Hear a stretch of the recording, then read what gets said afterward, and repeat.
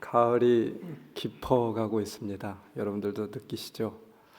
아마도 우리 은왕골의 가장 아름다운 그런 절기가 이 시간들이 바로 이 시간들이 아닐까 싶기도 합니다. 근데 벌써 단풍잎이 곱게 물들었다가 떨어지게 되었습니다. 은행잎도 아주 예쁘게 노란 그런 색깔로 물들었었는데 다 떨어지고 있는 것 같아요.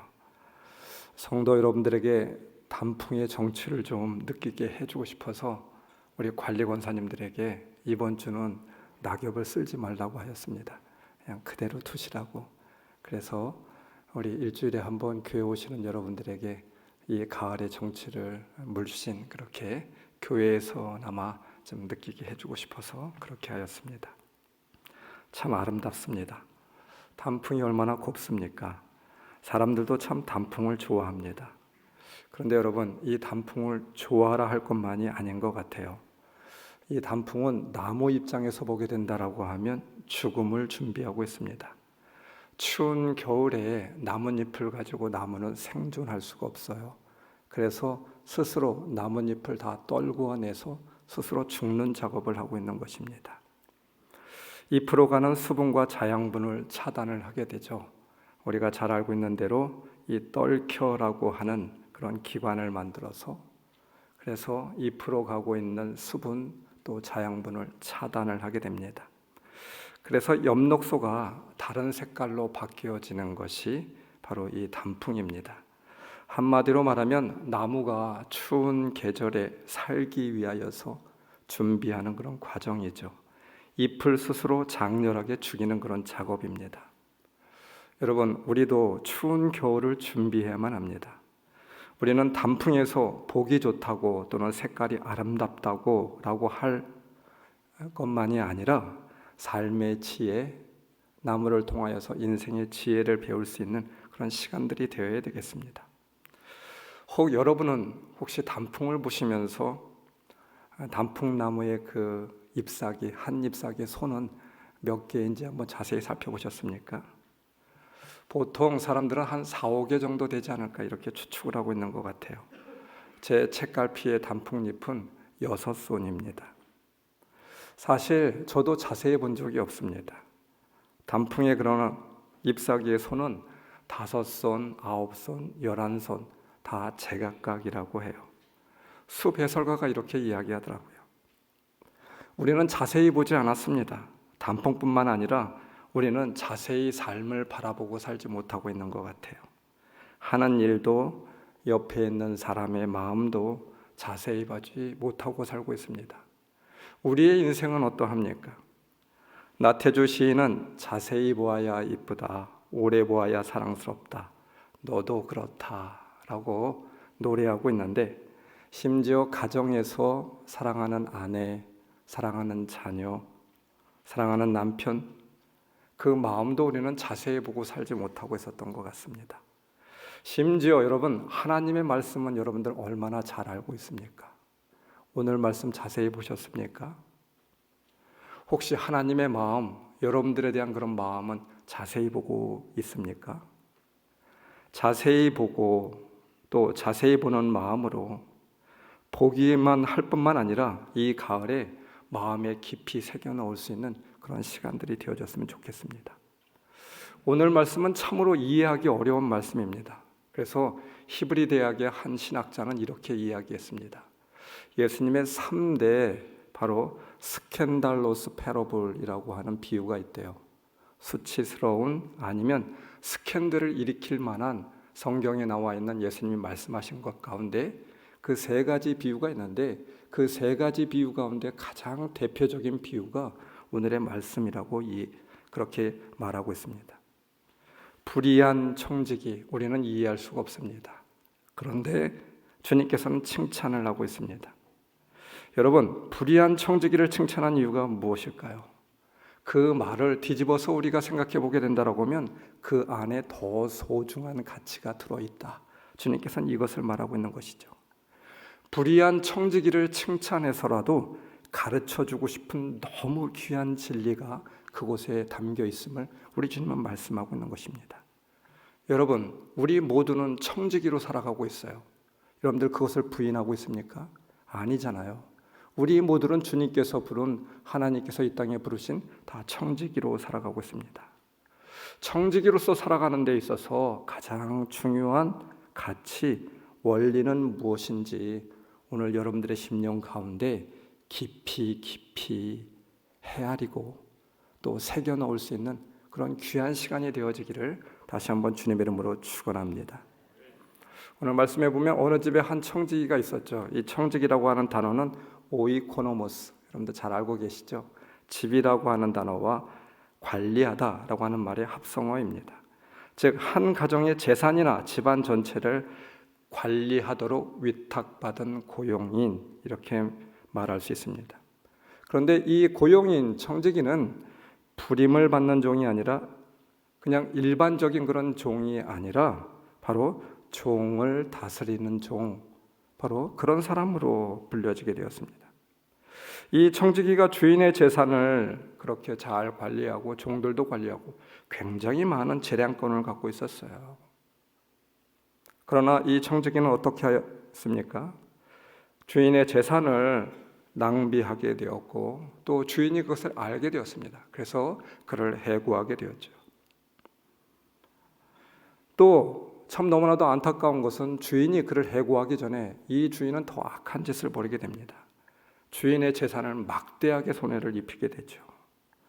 말씀 8절 메시지 신학이라고 하는 신약에서는 성경에 대해서 이렇게 적고 있습니다. 자, 여기에 놀라운 소식이 있다. 왜 그랬겠느냐? 자, 여기에 놀라운 소식이 있다. 왜 그랬겠느냐?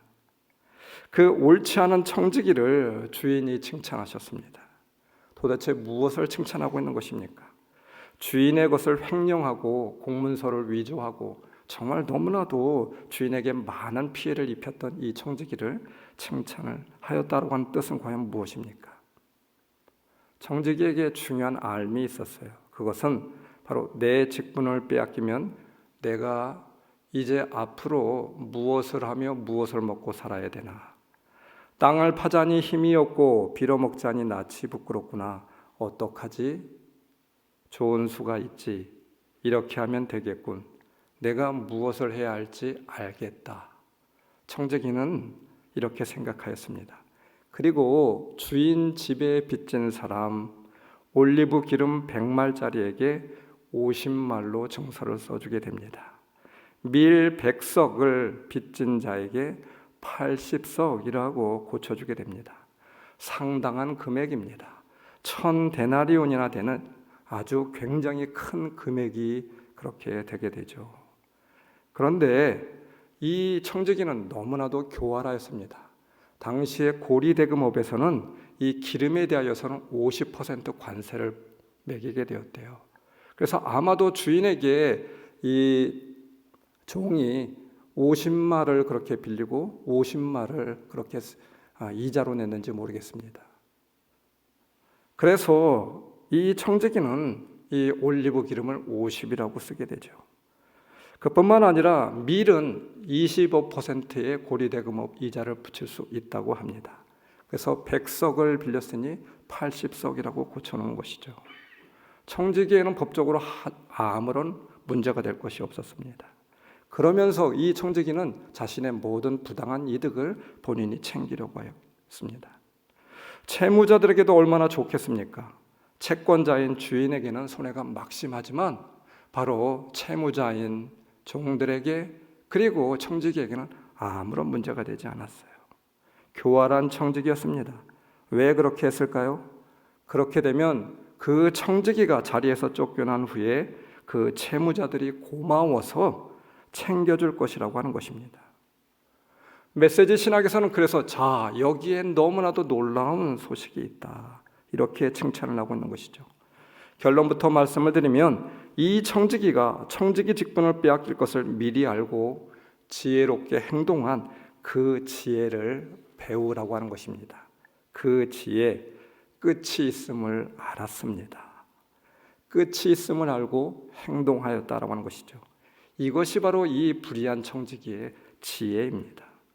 여러분, 처음이 있으면 끝이 있기 마련이죠. 태어날 날이 있으면 죽는 날이 있는 것이죠. 그리고 더 안타까운 것은 우리는 그 죽는 날을 잘 알지 못합니다. 어느 때에 바로 어떤 상황에 죽게 될지도 잘 모르고 있어요. 제가 너무나도 충격적으로 제 마음 가운데 있는 그런 한 가지 사건이 있었습니다. 군대에서 복무를 하게 되었는데 제가 근무했던 부대는 많은 중장비들이 있었던 그런 부대였습니다. 한 번은 훈련을 갔다 오게 되는데 그 앞에서 한 차가 지게차하고 부딪혀가지고 완전 박살이 나고 그 안에 타고 있었던 사람들이 다 죽게 되었어요. 나중에 알고 보니까 신혼여행을 갔다 오던 그런 부부였습니다. 부대 앞에서 지게차하고 정면 충돌을 하여서 그대로 다 죽고 말았어요. 우리는 끝을 보고 살아가는 존재가 아닙니다. 안타까운 그런 인생들이죠. 미련한 사람들은 시작만 봅니다. 시작이 영원할 것으로 생각합니다. 그러나 우리에게는 끝이 있죠. 두 제국의 통치자였던 알렉산더 대왕이 죽기 직전에 명령을 내리게 되었습니다. 무엇입니까? 관 양쪽에 구멍을 뚫고 양손을 바깥으로 내어놓아라. 유언으로 명령을 하게 되었습니다. 그는 모든 사람이 죽을 때에는 빈손으로 갈 수밖에 없다라고 하는 것을 보여주기 원했던 것으로 보여집니다. 우리 성경에서 보게 된다라고 하면 느부갓네살 왕이 바벨론에 크게 확충하게 되었을 때 이 지구상의 바벨론을 이길 수 있는 사람은 아무도 없었습니다. 그런데 우리 성경에 보게 된다라고 하면 동방의 의인 고레스라고 하는 왕이 나오고 있죠. 이 고레스 왕이 페르시아 제국을 만들게 되었고 바벨론을 무너뜨리게 되었습니다. 그 하늘을 나는 권세를 갖고 있었던 느부갓네살 왕도 죽게 되었죠. 그러나 이 위대했던 페르시아 제국을 만들었던 고레스 왕 또한 히랍에게 져서 패자가 되고 말았습니다. 이제 히랍의 승승장구하던 알렉산더가 동방원정을 끝내고 돌아오는 길에 페르시아의 그 위대한 대왕 고레스의 무덤 앞을 지나가게 되었다라고 해요. 그 무덤에는 고레스 자신이 유언으로 남긴 묘비가 세워지게 되었습니다. 그 묘비의 글귀가 무엇입니까?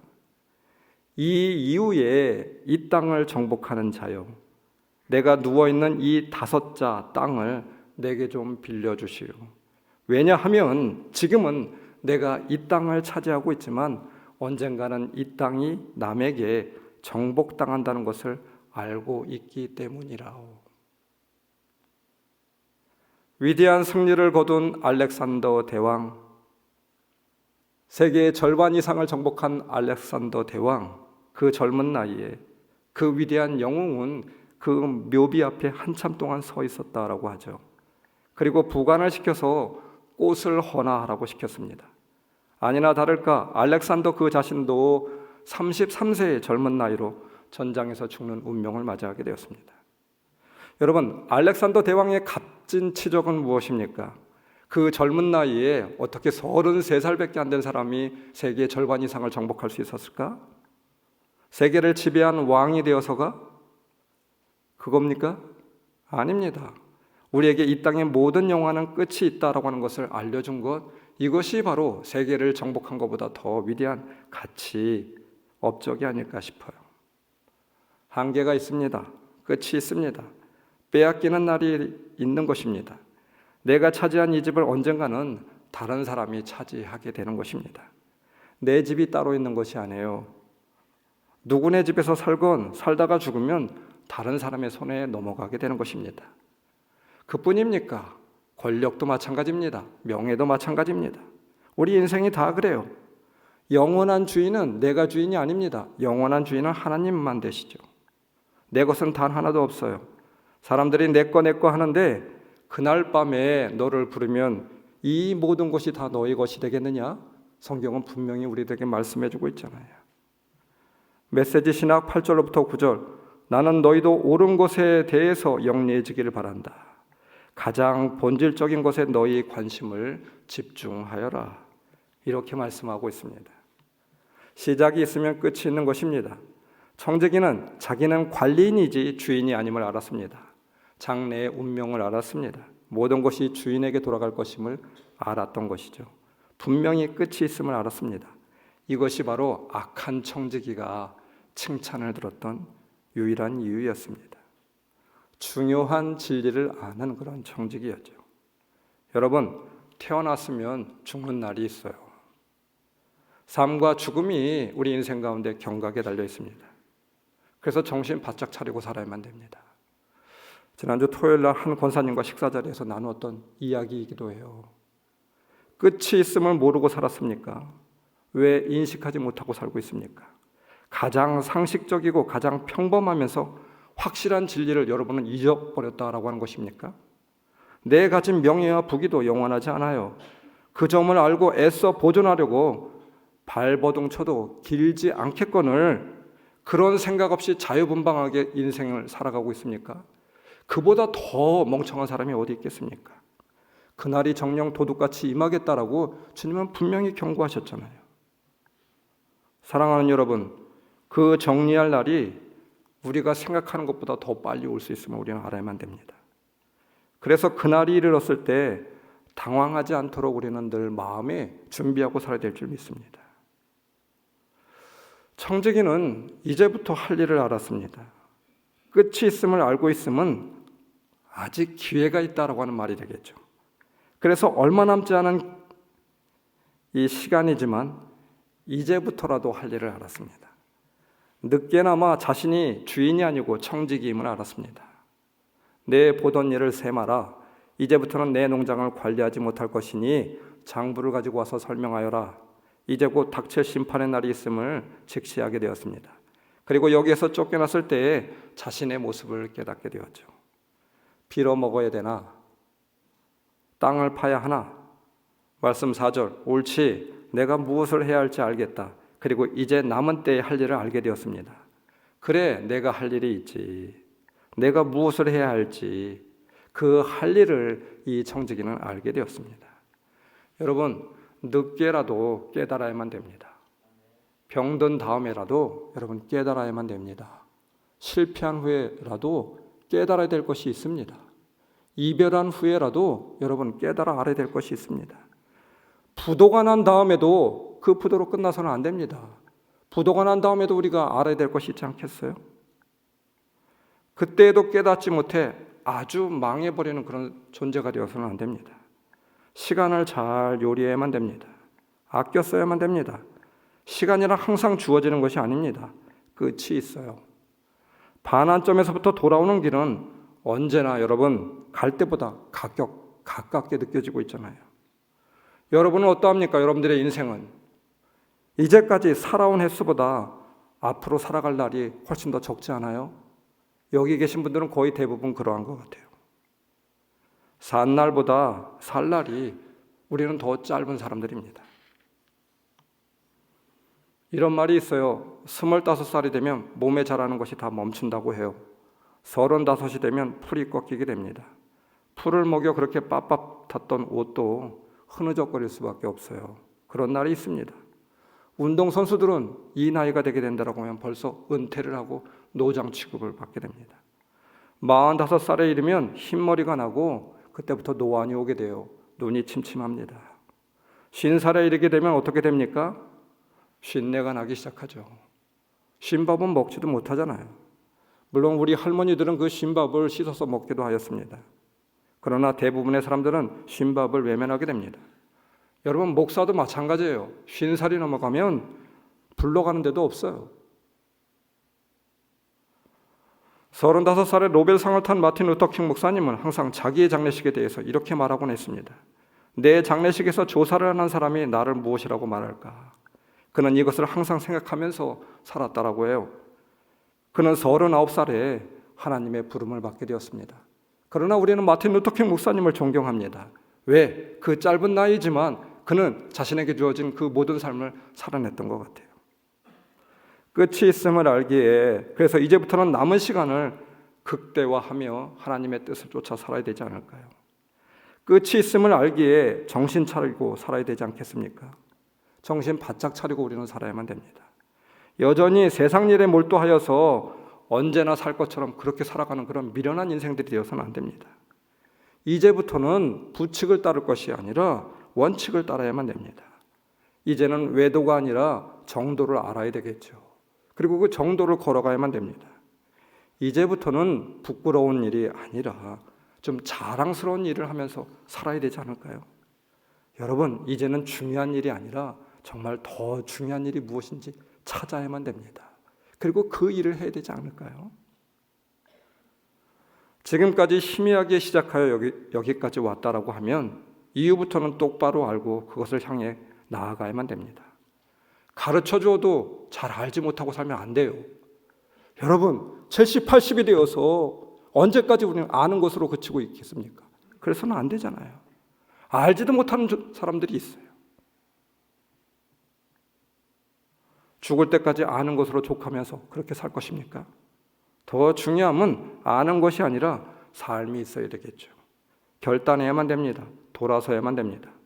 한 번이라도 우리는 아는 삶을 믿음의 삶으로 옮겨놓지 못하였잖아요. 아는 것으로 족하였지 이제까지 그렇게 살아왔습니다. 그래서 변화가 없었잖아요. 오늘 부르신 그 일을 오늘 삶에 옮겨놓아야만 됩니다. 모세는 호렙산에서 하나님을 만났습니다. 지난 주간에 설교하였어요. 그 땅을 거룩한 땅 아트마트 코데시라고 말하였습니다. 어제나 오늘이나 다를 것 없는 그냥 호렙산, 시내산의 그냥 황량한 산이었습니다. 그런데 하나님은 왜 그 산을 거룩한 산이라고 부르고 있습니까? 네 발에서 신을 벗어라 라고 말하고 있어요. 모세에게는 그 산이 거룩한 산이 되었습니다. 아트마트 코데시. 왜 그랬습니까? 하나님을 만났어요. 그뿐만 아니라 오늘 나에게 주어진 사명을 알게 되었습니다. 오늘 나에게 주어진 그 삶으로 옮겨놓는 바로 그 산이 되었기 때문에 그 산이 거룩한 산 아트마트 코데시라고 부르고 있는 것입니다. 우리를 이 땅에 부르셨다라고 하면 우리에게 맡겨진 일이 있겠죠. 부르신 일을 감당하며 살아가는 곳, 그곳이 거룩한 성지가 됩니다. 그 일이 무엇이든지 나에게 주어진 신명으로 받들며 오늘을 살아가는 삶 아트마트 코데시, 저는 바로 그것이 거룩한 성지라고 믿습니다. 모세에게만 거룩한 성지가 아니라 우리에게도 거룩한 성지가 있습니다. 불의한 청지기가 칭찬을 듣는 청지기로 바뀌어진 것은 다른 무엇이 있어서가 아닙니다. 끝이 오기 전에 반드시 해야 할 일이 있음을 알고 그 일을 삶으로 옮겨놓았다라고 하는 것이죠. 또 무엇입니까? 주님을 아는 것이죠. 십자가의 은혜로 구원받은 백성이 되어야만 됩니다. 구원받은 백성으로 부르신 일을 아는 것이죠. 그리고 그 부르신 일을 오늘 결단하며 살아가는 삶이죠. 바로 여러분, 이것이 주님께서 우리를 부르신 이유가 아니겠습니까? 그리고 바로 이러한 자가 주님께 칭찬받는 아름다운 그런 청지기로 살아갈 수 있는 거 아니겠습니까?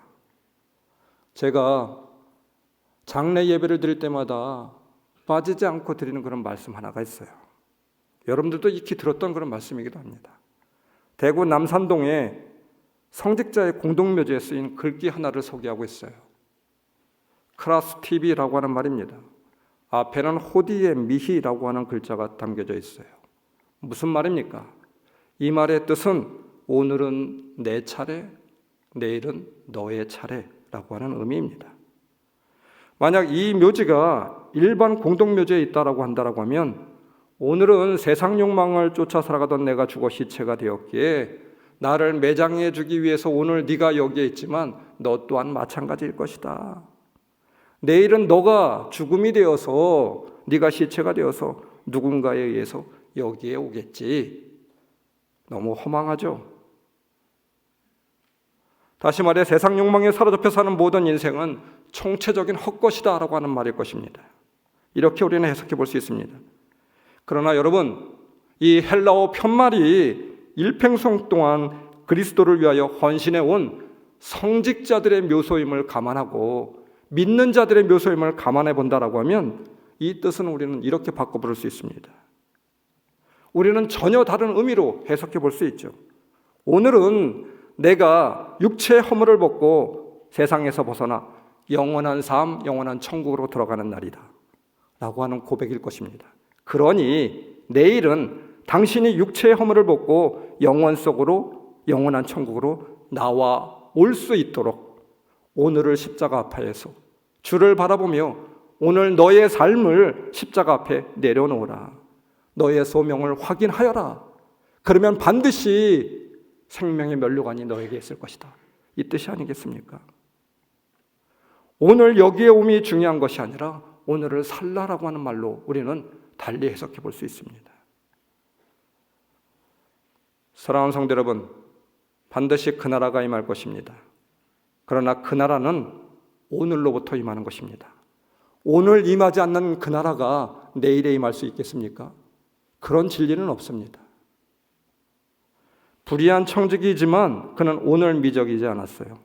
오늘 아는 삶을 삶으로 옮겨놓았던 것입니다. 이것이 바로 그에게 칭찬 듣는 일이었습니다.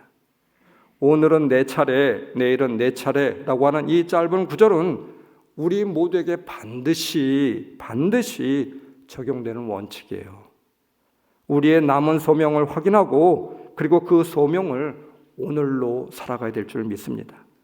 내가 찾아야 할 일이 무엇인지 그 일을 오늘 준비하며 오늘의 삶 속에서 확인하며 살아갈 수 있는 우리 좋은 교회의 지혜로운 청지기들이 다 될 수 있기를 주님의 이름으로 축원합니다.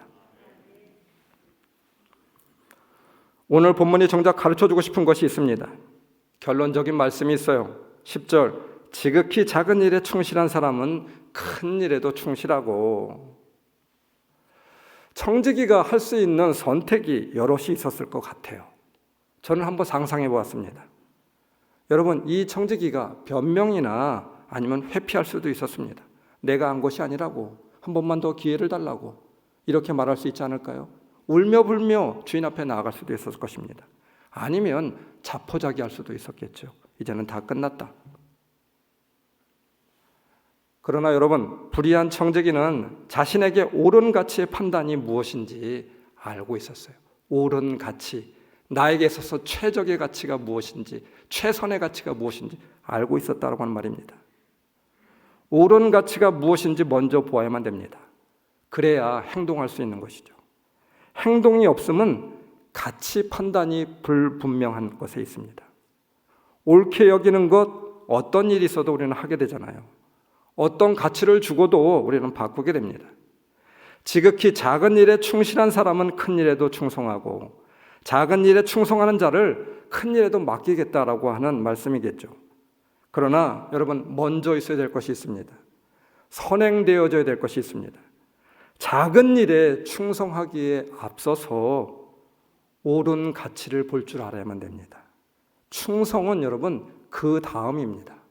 이 가치를 보지 못한다라고 하면 충성할 수 없어요. 특별히 더 작은 일에 대해서는 두말할 것도 없습니다. 작은 것의 옳은 가치를 알지 못하면 충성할 수 없는 것이죠. 작은 일이지만 그것이 고귀하고 옳은 가치로 여겨질 수 있는 자, 여겨질 수 있을 때 충성할 수 있게 되는 거 아니겠습니까? 조선시대의 학자, 위대한 학자 정약용 선생은 유배지에서 새벽마다 비지를 하였다라고 해요. 소학을 꺼내 읽었다라고 합니다. 모든 것이 다 끝나버렸어요. 거기서 죽을 인생입니다. 그런데 그는 유배지에서 날마다 새벽마다 아침에 일어나서 제일 먼저 한 일은 대문 앞에 비지를 하는 일이었다라고 해요. 유배로 인한 절망과 패배주의에 빠져 인생을 살 수 없기에 새벽마다 비지를 하였다고 합니다. 작은 일에 넘어지지 않으면 다른 것에도 넘어지지 않을 수 있는 힘이 되고, 작은 일에 대한 이 조그마한 성취감은 또 다른 새 일을 할 수 있는 성취감이 될 것이다 라고 하는 뜻이었습니다. 다니엘은 매일 아침 기도를 하였습니다. 예배하였습니다. 자신을 죽이겠다라고 하는 왕의 조서 앞에서도 예루살렘을 위하여서 기도를 하였어요. 여러분, 이것이 가당키나 한 그런 일입니까? 작은 일이지만 거기에 옳은 가치가 있음을 알게 되었어요. 우리 믿는 자들은 세상 사람들한테는 참 어리석어 보이는 바보 같은 작은 일일 수 있습니다. 주일에 예배를 드리고 그것도 철저하게 주일 성수를 하게 됩니다. 시간을 뺏기고 물질을 드리고 믿는 자처럼 여러분 바보 같은 사람들이 어디 있겠습니까? 그런데 여러분은 알고 있습니다.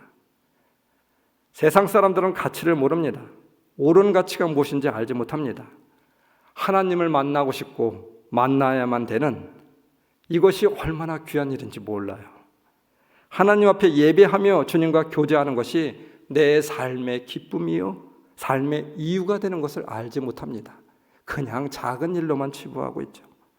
어쩔 수 없어서가 아니라 없으면 안 되는 것임을 세상 사람들은 알지 못하고 있는 것이죠. 그러기에 우리 믿는 자에게 믿음 생활은 작은 것이 아니라 전부인 것을 그들은 알지 못하는 것입니다. 기도 생활은 어떠합니까? 기도의 옳은 가치는 무엇입니까? 기도하지 못하는 사람은 기도하면 하나님께서 반드시 응답해 주신다는 사실이 믿어지지 않기 때문인 것이죠. 하나님께서 우리를 기도하게 하신다는 것을 깨달아 알아야만 됩니다. 우리가 하나님께 부르짖어 기도할 때 일을 행하시는 하나님의 역사가 시작되게 됩니다. 우리가 기도하면서 응답의 확신이 서지 않는 이유는 그동안 우리는 하나님보다 응답의 포커스가 더 있었습니다. 기도보다 기도에 응답하실 하나님을 우리는 더 귀하게 여겨야만 됩니다. 이것이 옳은 가치이죠. 가치를 아는 자에게 충성하게 되는 것입니다. 아니, 충성할 수 있는 거예요. 설사 우리가 하는 일이 그들의 눈에 미련하고 작은 일처럼 보인다 할지라도 하나님이 보시기에 무엇보다 큰 일로 보실 줄 믿습니다.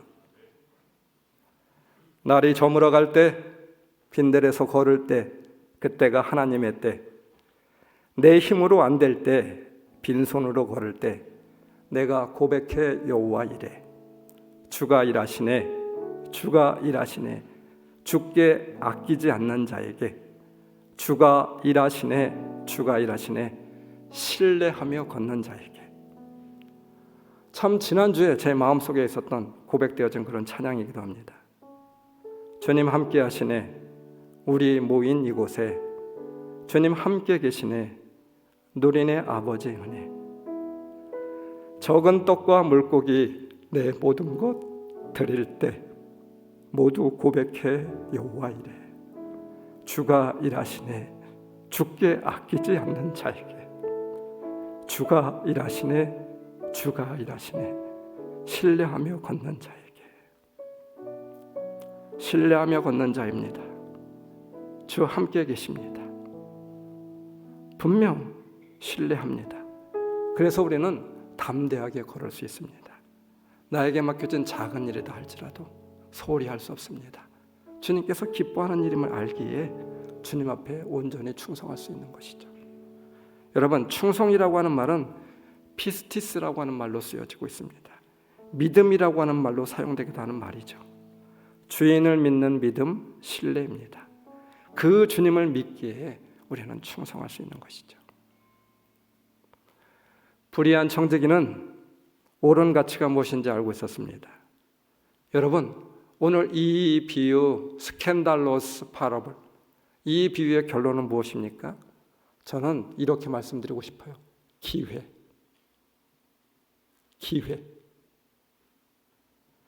불의한 재물로 끝내는 것이 아니라 그 재물을 기회로 바꾸라 이 말입니다. 불의한 재물을 기회로 바꾸라.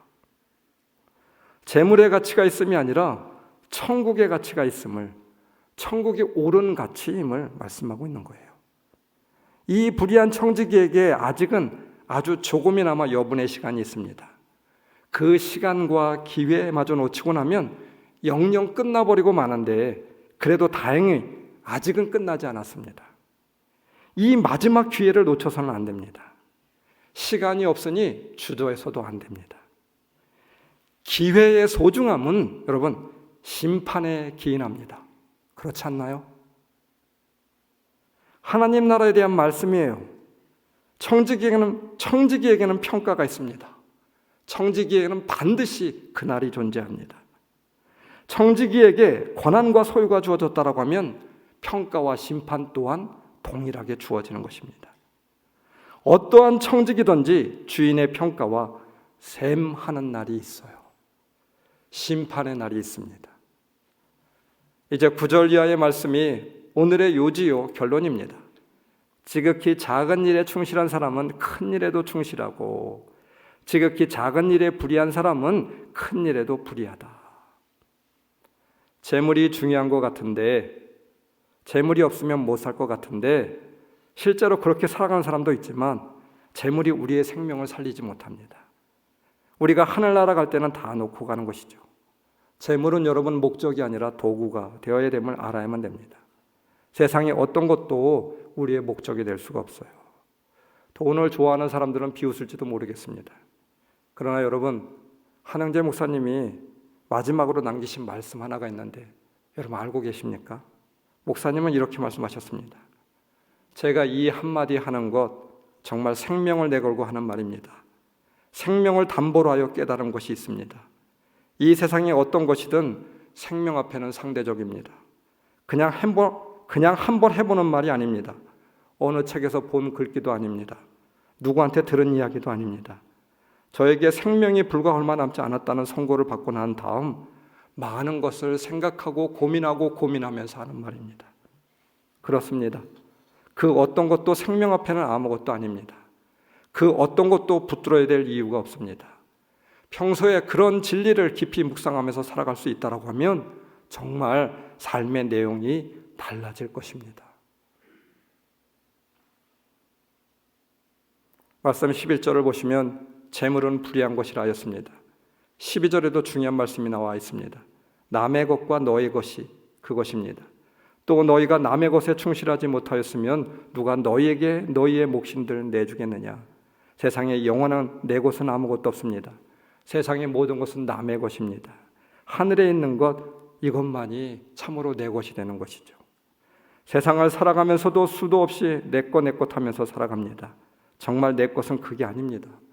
여러분, 얼마나 우리가 더 이야기해야만 되겠습니까? 내 것이 아니라고 하였습니다. 이제는 정말 믿고 살아갈 수 있는 여러분들이 되었으면 좋겠어요. 세상의 모든 것, 재물, 권력, 그 모든 것 다 남의 것입니다. 내 것이 아니에요. 말씀 9절, 그러므로 내가 너희에게 말한다. 불의한 재물로 친구를 사귀라. 그래서 그 재물이 없어질 때에 저희가 영원한 처소로 너희를 영접하리라.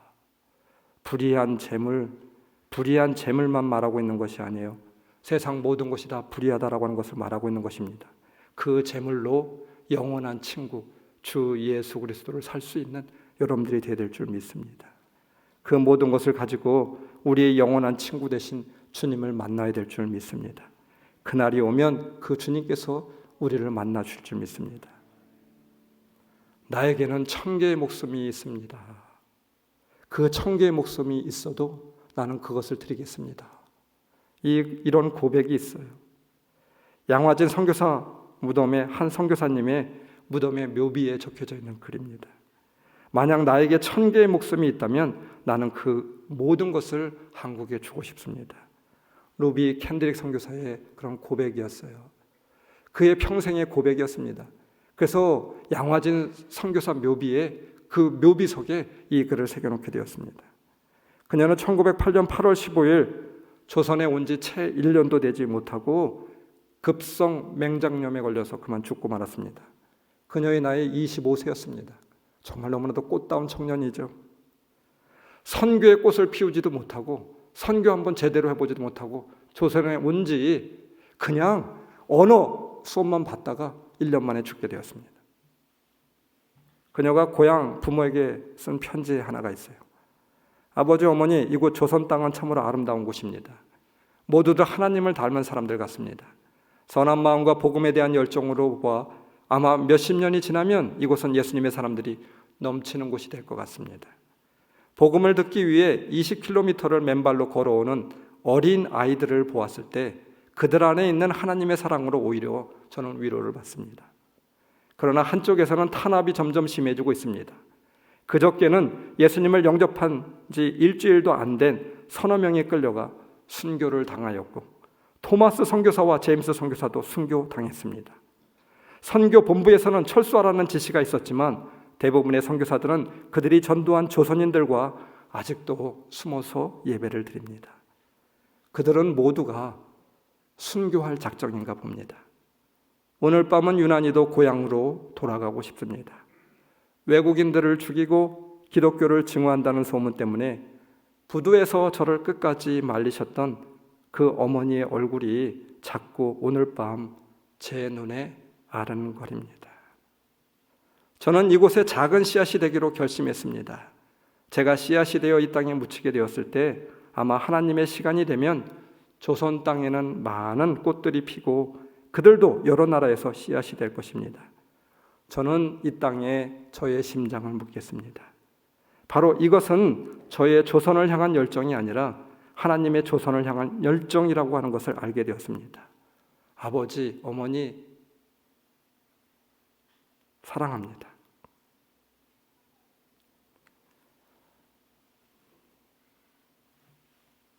스물다섯 살 루비 캔드릭의 소원이었어요. 루비 캔드릭은 이렇게 살지 않아도 되었습니다. 미국 얼마나 영적인 부여와 물질의 부여가 넘쳐났던 곳입니까? 근데 그럼에도 불구하고 그 모든 것을 뒤로하고 조선 땅이라고 하는 알지도 못하는 나라에 와서 그의 삶을 묻게 되었습니다. 여러분, 그녀의 삶이 실패한 삶입니까? 저는 아니라고 믿어요. 죽음 앞에서까지 내가 1000번을 다시 산다 하더라도 다른 생으로 살지 아니하고 이 땅 조선 땅에 주님의 향하신 그 뜻을 이루어내는 그런 한떨기 꽃과 같은 그런 삶으로 살기를 원합니다. 이것이 그의 고백이었어요. 여러분, 우리도 이 땅 가운데 선한 청지기로 불렀습니다. 그 청지기의 역할을 잘 감당할 수 있는 여러분들이 되었으면 좋겠어요. 주님의 뜻을 바로 알 수 있는 여러분들이 되었으면 좋겠습니다. 영원한 하늘나라가 우리에게 있습니다. 그것 하나로 족하며 살아갈 수 있는 우리 모든 성도들, 아름다운 청지기들이 다 될 수 있기를 주님의 이름으로 축원합니다. 지극히 작은 일에 충실한 사람은 큰 일에도 충실하고. 할렐루야. 말씀을 우리 기억하시면서 우리 통성으로 기도합시다.